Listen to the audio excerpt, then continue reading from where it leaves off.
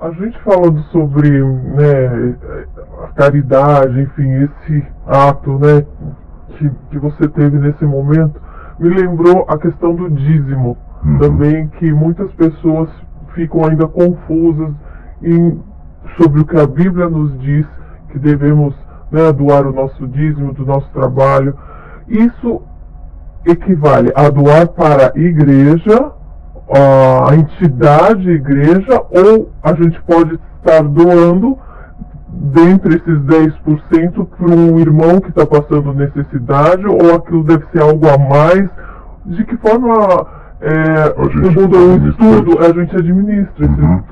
Hoje esse assunto do dízimo se tornou muito complicado, infelizmente, por causa dos maus exemplos. Sim. Enquanto eu estava vindo com a Laura para cá, hoje em dia as pessoas às vezes ficam com medo de dar na igreja e para onde vai parar esse dinheiro, do que para dar para uma pessoa específica que está vendo, que está precisando, que é do seu convívio às vezes. Exatamente. Né? A gente que lida com o evangelho, com a proclamação da palavra de Deus, tem que tomar muito cuidado. Quando eu estava vindo com a Laura para cá, a gente estava falando sobre isso.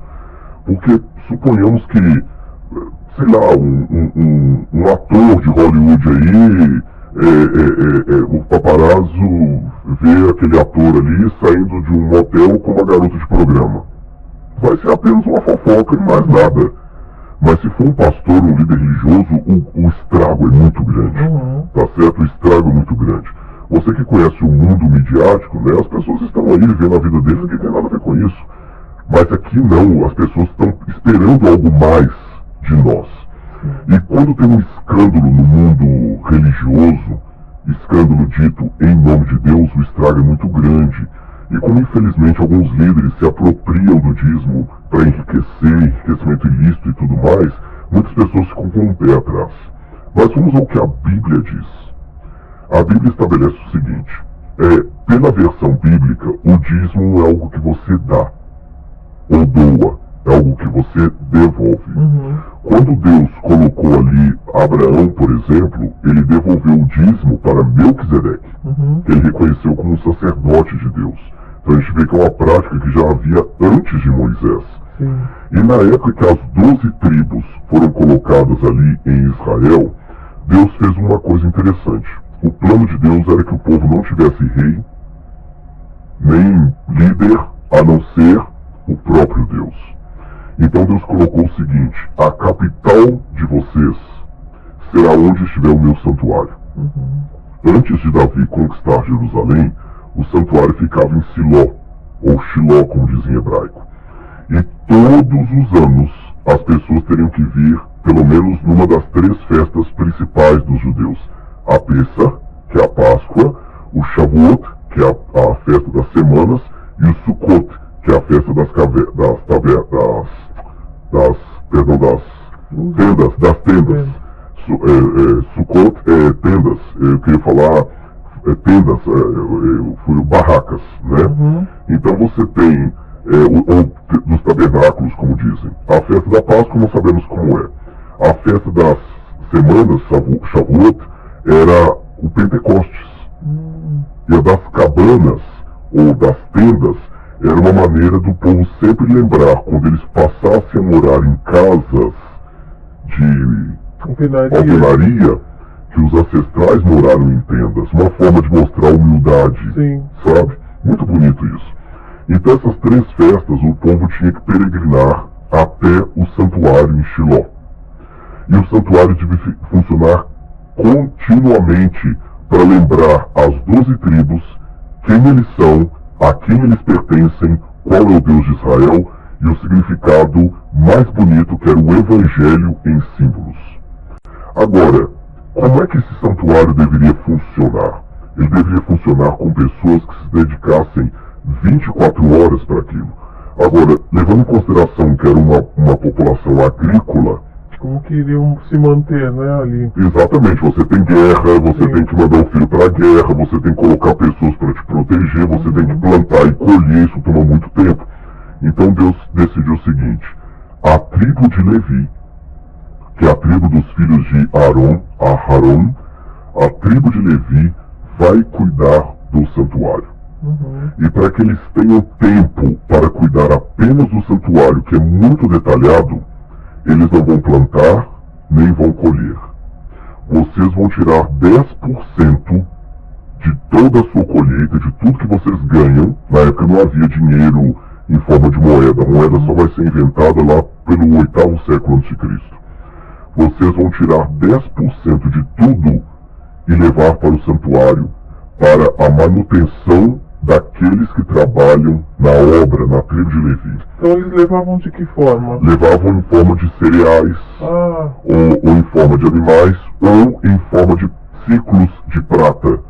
Quando alguém vendia, porque os ciclos de prata eram pedaços de prata que pesavam numa balança. Então é como se eu falasse assim: Karine, eu quero comprar esse óculos. 1 quilo do ouro. Exatamente.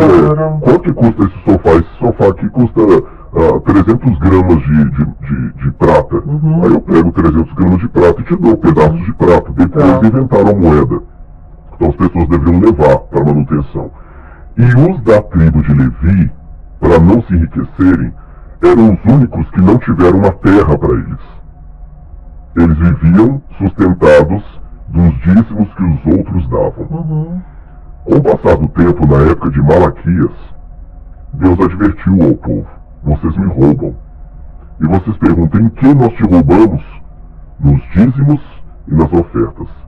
Ele fala: trazei os dízimos à casa do tesouro, para que fique cheia a minha casa.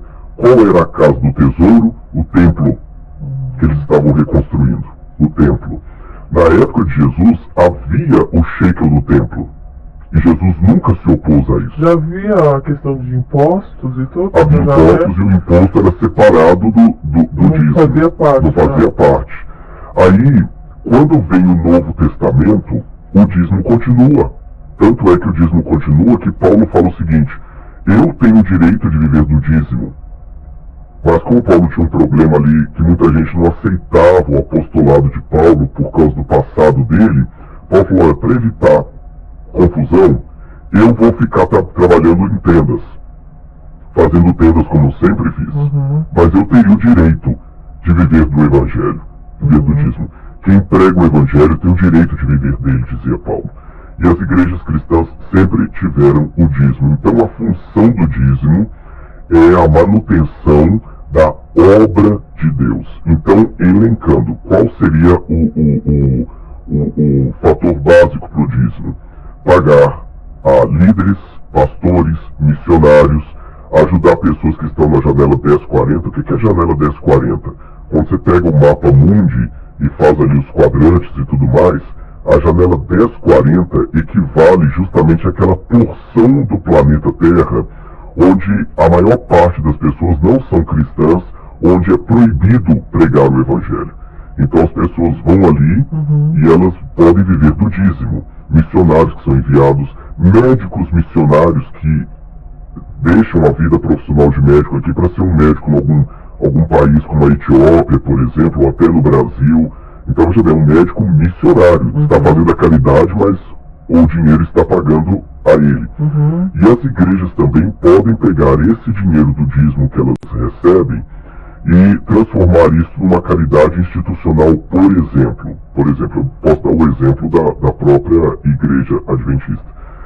As escolas adventistas, elas não têm o preço da mensalidade que custaria normalmente. Porque uma parte dos gastos de uma escola, do UNASP, por exemplo, onde eu estudo, são subsidiadas pelo dízimo. Por exemplo, os professores de teologia, para que a mensalidade dos alunos fique mais barata. Você está entendendo? Porque na conta não fecha, só com a mensalidade não fecha. Estou falando com conhecimento de causa. Então ajuda. E nesse aspecto, por exemplo, eu, Rodrigo, eu prego em muitas igrejas. Já preguei em Igreja Batista, Assembleia de Deus, Batista do Calvário, Getsemane, Metodista. E muitas vezes os irmãos perguntam assim: quanto que é o seu sermão? Eu não cobro. A única coisa que eu peço para ir pregar lá é a passagem de avião, se for um lugar longe, ou a gasolina do carro, se for um lugar que dá para ir de carro, e um hotel para ficar, para você ter um pouco de privacidade. Mas eu não cobro. Às vezes, ao caso de algum lugar ou outro, alguma igreja dá uma camisa de presente, alguma coisa assim, mas não faz parte de um... Eu sou proibido até pela igreja de Mas cobrar. e daí como que você vive? Como você Aí paga que é as suas interessante. coisas? Como você... Como nós temos os dízimos, pelo menos o sistema que eu E daí trabalho é assim. esse dízimo ele tem uma divisão? Tem uma divisão. Acontece assim. Esse no formato adventista, mas há outros Sim. formatos, tá? Sim. O dízimo não fica na igreja local. Então você tem uma igrejinha lá em, sei lá, em Bode de Dentro, na cidade de Bode de Dentro, uma cidadezinha desse tamanhozinho que tem meia dúzia de pessoas, tem uma igreja lá. O dízimo daqueles irmãozinhos simples ali não fica ali. Ele vem para uma associação. Sim. As associações são regionais, então tem a Associação Mineira Central, a Associação Paulista Leste, Paulista do Sul, etc. Os dízimos vão para essa associação. A associação recebe o dízimo da igreja de Jegue de Dentro, da igreja de Bode de Fora, e recebe o dízimo também daquela igreja, por exemplo, do Leblon, no Rio de Janeiro, que é uma igreja que tem médicos, tem empresários, tem pessoas com mais condição financeira. Todos esses dízimos vão para lá. E ele é redistribuído para todo o trabalho da igreja de maneira geral, de modo que, eu vou falar aqui não por arrogância, só para o pessoal entender. Eu tenho 2 doutorados, 2 faculdades, um mestrado e um pós-doutorado. Mas o meu salário não é maior do que o salário de um pastor que está trabalhando lá no interior do Tocantins. Você está entendendo? Isso é só no caso do missionário, do pastor, ou também outras profissões relacionadas, por exemplo, uma cantora, Pode, gospel, claro. ela pode ter, ela depende do dízimo, não? Ou ela pode cobrar pelo trabalho dela? Aí depende, aí tem uma diferençazinha. No caso dos pastores ou líderes da igreja, por exemplo, às vezes tem um contador que ele está trabalhando na obra. Sim. Ele é um contador da igreja, de dedicação exclusiva. Quando é assim também, por exemplo, eu não posso ter um salário adicional, porque a igreja já me dá. Então, eu revelo para vocês aqui. Eu faço consultoria por uma rede de televisão que não é adventista, para novelas, e o salário que essa rede me paga é maior do que o salário que eu recebo da igreja adventista, mas eu devolvo 100% para a igreja. 100%, não ficou nenhum tostão.